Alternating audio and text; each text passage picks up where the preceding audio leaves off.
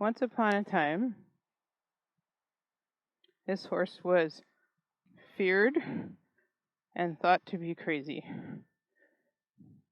that he was dangerous and difficult. He was given to me in hopes that I could save him from a not so good fate. And of course, I took him. He was very young when I got him, and he had a lot of physical issues, including ulcers and hoof problems. And if you want to know more about that story, you can look at my podcast about him. His name is Angus. But one of the things I thought was what an excellent horse to take bitless, because no one would think that he could go bitless, because his problem was bolting and being reactive, and that would make you think you need more control with him. And so I took the time and the patience and the care to put him through my correct program, from liberty to ground to articulate riding, mounted, and reschooled him to proper aids, a lot of suppleness, and a lot of rehabilitation to his body, as well as body work, that helped him become more flexible in his long, heavy muscles. So typically, I'm warming him up, putting him on the aids, and listening to what his body and his mind are telling me.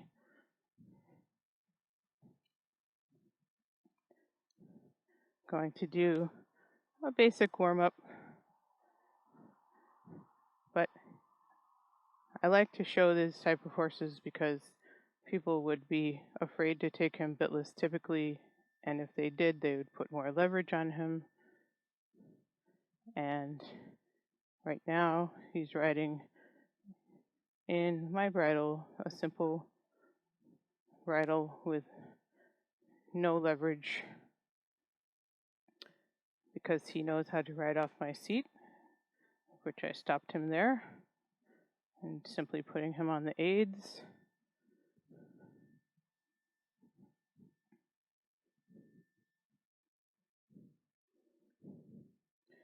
And all the things that people would be worried about, this horse had. Being reactive, being strong, heavy, pulling the bridle, being extremely prone to reacting and then bolting, and the occasional buck.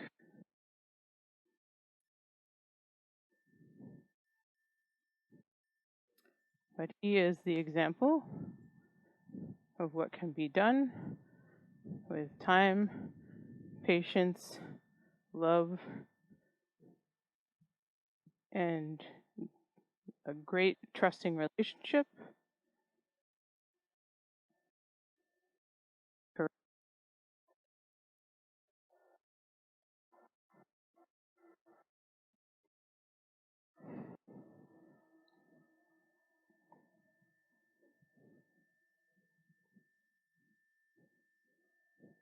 Going to start to do some lateral movements with him to help get him a little lighter. Paying attention to if I feel any particular stiffness or any pulling, so I can address that before I go faster.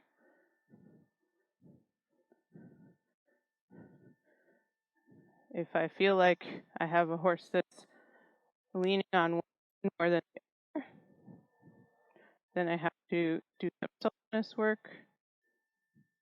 Like there, I felt him getting a little bit on the forehand,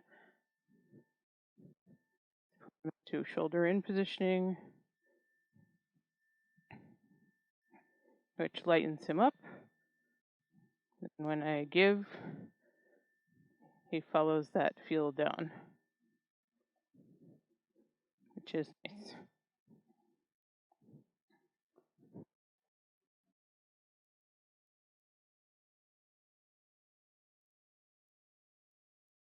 I let the patterns do the work for me. I also spent a lot of time doing groundwork with him. If I need to warm up with some groundwork, I will. But even here, if I feel like a little bit of lightening is needed, I will put them in a shoulder in, which gets them off his forehand. And it is imperative that if you have a horse that's thickly muscled like this, or a draft cross, or even a short, stocky horse, that you have muscles that are flexible and soft. And that is not achieved through neck flexions. That is achieved through a whole suppling program.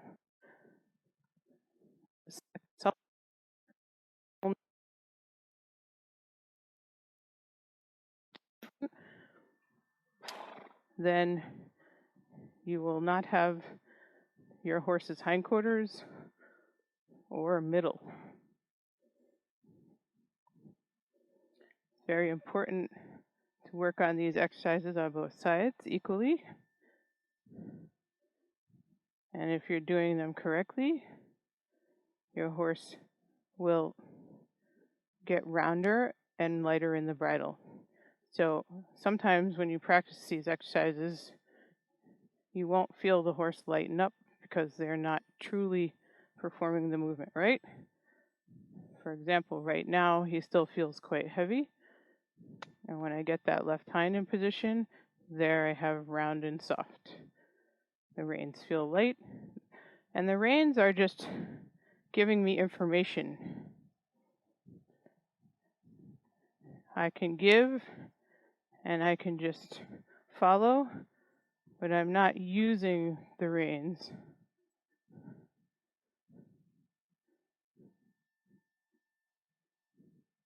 Quite heavy again because the left hind is not active. Now the left hind's where it is. You can see the frame changed, stretched into the contact the way you want. Lots of transitions, keeping him on the aids, and that's what you want. When your horse listens like that at the walk, and you have that sense of softness, then you can go faster.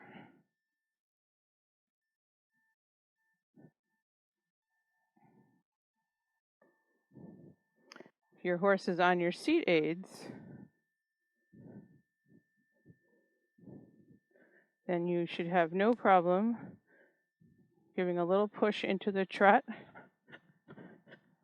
come right back down to walk. When you have a horse, which I see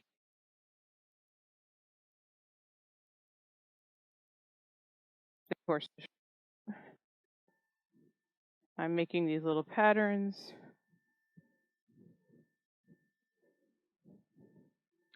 Making sure that he is where I want him in the bridle, in the walk.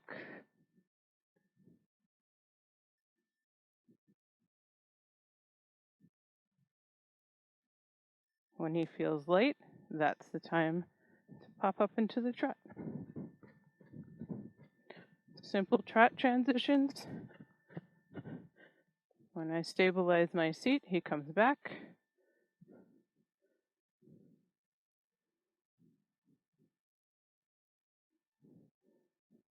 I rebalance him using the shoulder in, waiting for the right feeling. And I feel him stretch down and relax.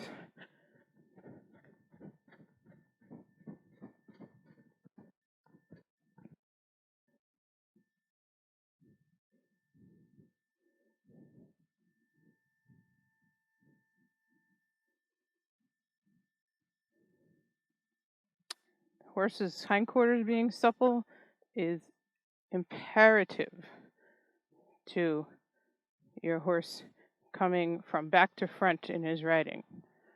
A lot of people think it's all about pole flexion and flexions with the reins, but that is not what gets your horse rideable. Using these patterns and suppleness, strength, balance,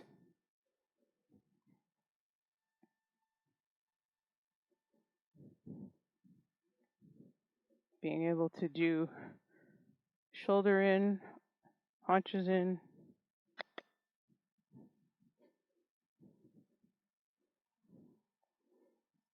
to help get your horse engaged in both hind legs and straight.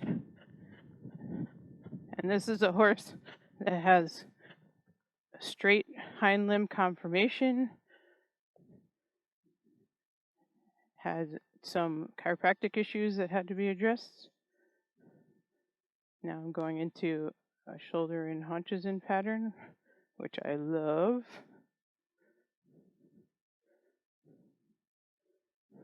Helps put your horse right in there.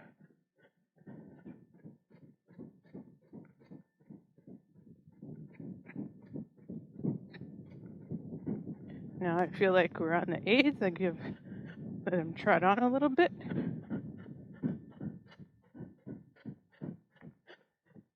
Use my seat to help round him when I feel him flattening out.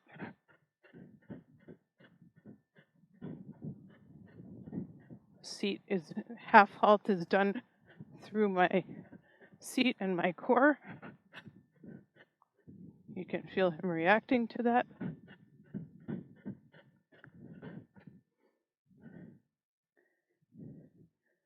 So all of that warm-up has helped get him responsive to the subtler aids.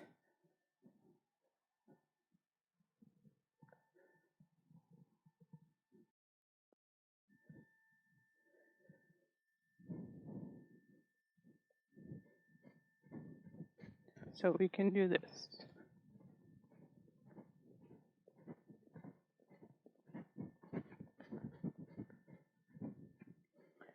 Canter a few strides, come back.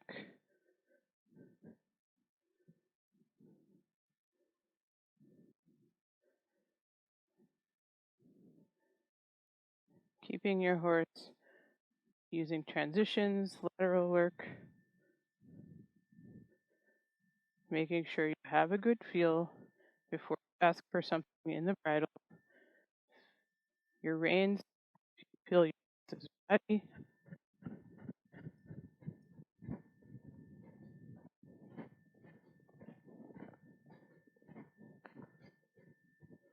Notice I take him right down to walk.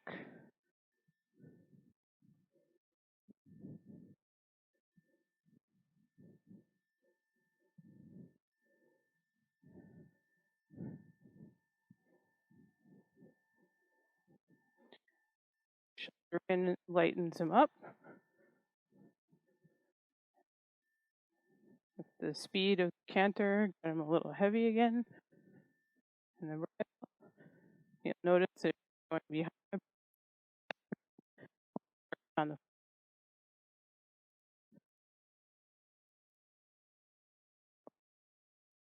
foot.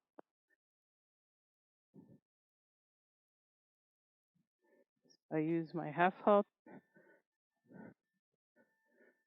to bring him up. And there you see that was my leg.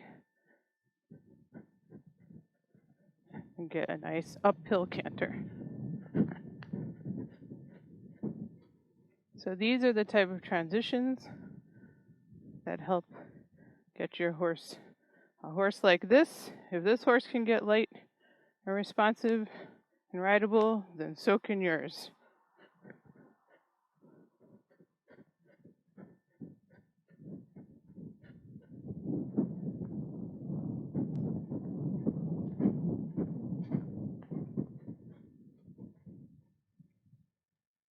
If you feel like the down transition is heavy,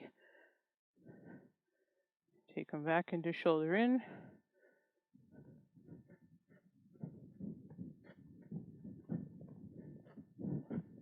Don't canter for long periods.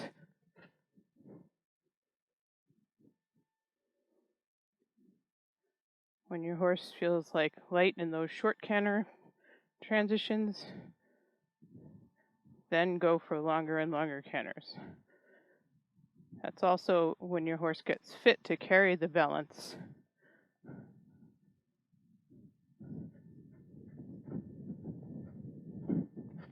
It takes a lot of fitness for your horse to carry himself, especially if he's heavy built like this horse, and especially if he's a breed that the canter is not their natural gait. Draft horses' gaits tend to be focused on the trot quality. Sometimes it takes much longer for them to develop their canter, simply because of fitness.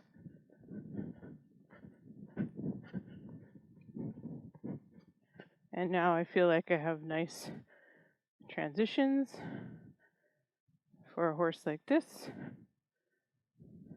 Let him have a break and relax. Let him stretch down.